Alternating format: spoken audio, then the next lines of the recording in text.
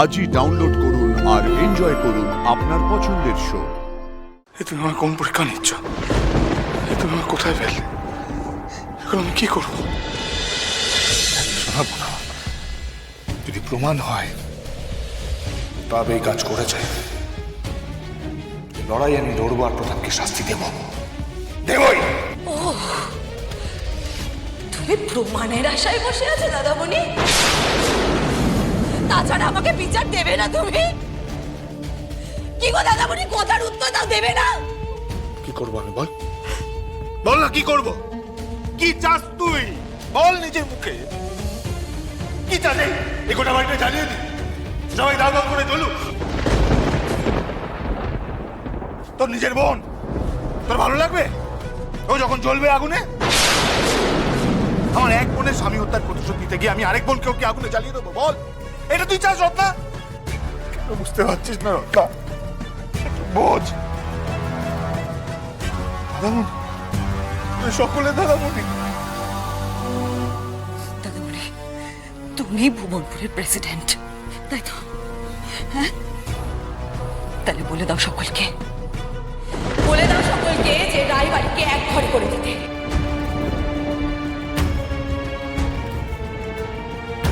তারা তারা পাবে, তাদের যেন কোনো দোকানদার কোনো কিছু বিক্রি না করে, কেউ যেন তাদের বাড়িতে না আসে, আর কেউ যেন তাদেরকে কোনো সাহায্য না করে। মানে বুঝিস? বুঝিস সবের মানে? তুই সত্যি এরকম হয় তাহলে কি হবে কোনো ধারণা আছে? বল, কি চাস তুই? তোর বোন, তোর বোনের পরিবার না খেতে পেয়ে অনাহারে মারা যায়। আচ্ছা রত্না, সত্যি কথা বলতো, যখন এই মেয়েটা দিনের পর দিন খেতে পাবে না, কেউ এখানে আসবে না, অন্ন জুটবে না, তখন তুই তোর নিজের মুখে অন্ন তুলতে পারবি তো? দাদামণি, আমি রায়বাড়িতে যারা থাকে তাদের কথা বলছি। রানী, রানী আমার বোন, আমার। আমি ওকে বাড়ি থেকে নিয়ে চলে যাবো। না বর্দি ভাই, না, এই বাড়ি ছেড়ে আমি যেতে পারবো না বর্দি ভাই। এ বাড়িতে আমি বিয়ে করে এসেছি, এবারের বউ আমি। আমার কর্তব্য আছে বাড়ির প্রতি বর্দি ভাই। আমি লক্ষ্মী মা পলাশটাকে এই বিপদের মুখে ঠেলে দিয়ে কি করে বেরিয়ে যাবো বর্দি ভাই? তুই তো আমার লক্ষ্মী বল, লক্ষ্মী বর্দি ভাই, লক্ষ্মী বর্দি ভাই, এবারে বলো না, বলো না। বুঝে গেছি আমি, বুঝে গেছি। রানী রায়বাড়ি ছেড়ে যাবে না, আর সেই দোহাই দিয়ে দাদামণি আমাকে কোনো বিচার দেবে না। তাহলে তো আমার বেঁচে থাকার কথাই নয়।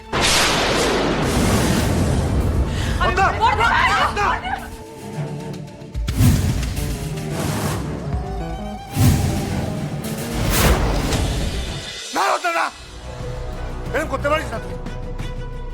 রত্না, আমার কথা শোন বাবা, শোন, দাদামণির কথা শোন। কাছে আসবে না দাদামণি, একদম কাছে আসবে না।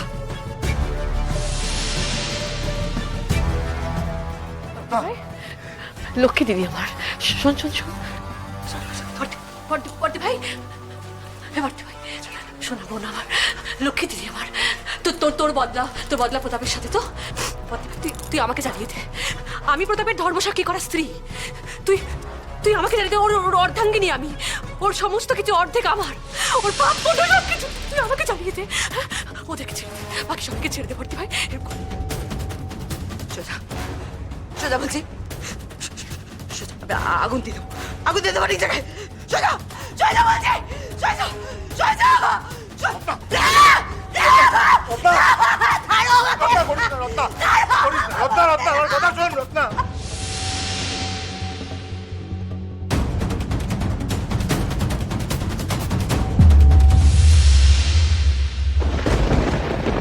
করিস না রত্না, আমি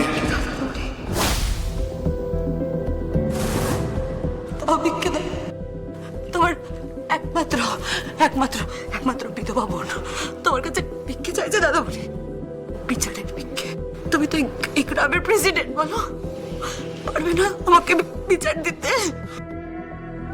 আমাকে বিচারের ভিক্ষে দাও না, দাও না দাদামণি, দাও না। ঈশ্বর, তুমি আমার কোন পরীক্ষা নিচ্ছ? তুমি আমার কোথায় ফেললে? এখন আমি কি করবো? দাদামণি দেবে না ভাই বিচার? বেশ, বিচার হবে।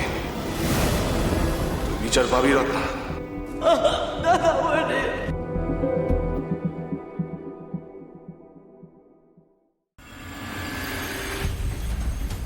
ওই যে কথায় আছে না, চিরদিন কারোর সমান যায় না, ধর্মের কল বাতাসে নড়ে। ঠিক বলেছ। এতদিন আমাদের বিচার করত, আমাদের সাজা দিত, এবার আমরাও দেখিয়ে দেব সাজা কাকে বলে। দেখিয়ে দেবো ওদের বাড়ি ঘর ভেঙে ধুলে মিশিয়ে দেবো। বিচার হোক। মুরব্বীরা তো আছে না এখানে, দেখা যাক আজকে কি রায় হয়। এই শুনুন, ওই রায় সাহেব আর ছোট সাহেবকে আমাদের হাতে তুলে দিন, আমাদের হাতে। ওদের দুজনকে মেরে নদী জলে ফাঁসিয়ে দেবো। চুপ করুন আপনারা, চুপ করুন। আমাকে বলতে দিন। আমি জানি আপনারা প্রত্যেকে কোনো না কোনো কারণে এই রায় পরিবারের থেকে ক্ষতিগ্রস্ত হয়েছে, অপমানিত হয়েছেন, লাঞ্ছিত হয়েছেন, শোষণ হয়েছেন, শোষিত হয়েছেন। আপনারা একথা ঠিক, আপনারা প্রতিবাদ করছেন, এটাও ঠিক। কিন্তু কখনো ভেবে দেখেছেন আমাদের পরিবার, দত্ত পরিবার, যে পরিমাণে ক্ষতিগ্রস্ত হয়েছে রায় পরিবারের দ্বারা, আপনারা কি সেরকম ক্ষতিগ্রস্ত হয়েছেন? একবার ভেবে বলুন তো, হয়েছেন কেউ? কি হলো বলুন? তাহলে ভাবুন, আমি মাথা ঠান্ডা করে আছি এখনো, আর মাথা ঠান্ডা রেখেই যা বিচার করার তাই করব। আইনকে আপনারা নিজের হাতে তুলে নেবেন না। এ কোন আইনের কথা বলছেন? কতবার ওদের এই আইনের আওতায় আনা হয়েছে, তাতে কি হয়েছে? এর আগেও বহুবার এই আইনের ফাঁক দিয়ে ওরা বেরিয়ে গেছে। আদালতে ওদের শাস্তি হবে না, শাস্তি হবে আজ এখানে এই জনতার আদালতে। একদম ঠিক। ঠিক, আমাদের রত্নাই একদম ঠিক সিদ্ধান্ত নিয়েছিল। ওই পাপ পুড়ে আমরা জ্বালিয়ে পুড়ে শেষ করে দেবো। আর সেই আগুনে কিছু নিরপরাধ মানুষ জ্বলে পুড়ে ছাই হয়ে যাবে। আমার মা, যাকে এতকাল আপনারা বড় পৌরাণী বলে সম্মান করে এসেছেন, আমার ভাই পলাশ, যার সাথে এই ভুবনপুরের কোনো কিছুর কোনো সম্পর্ক নেই, আর আমার সেজ ননদ রানী, যে আপনাদের ভুবনপুরের প্রেসিডেন্ট সোমেশ্বর দত্তর বোন। আচ্ছা, আপনারা আমাকে বলতে পারেন ওরা কি অন্যায়টা করেছে, কি দোষটা করেছে? আমি কি দোষ করেছি? আমি কি দোষ করেছিলাম যে আজকে আমাকে এখানে এই সাদা থান করে দাঁড়িয়ে থাকতে হচ্ছে? কি দোষ করেছিল অম্লান? অকালে চলে যেতে হলো ওকে। শুধু তোমাকে সাহায্য করেছিল, তাই না পার্বতী?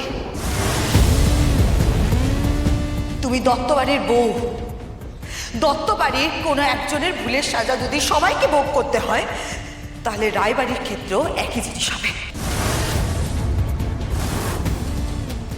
পার্থসারথী রায়, প্রতাপ নারায়ণ রায়ের কুকর্মের ফলের সাজা রায়বাড়ির সকলকে ভোগ করতে হবে।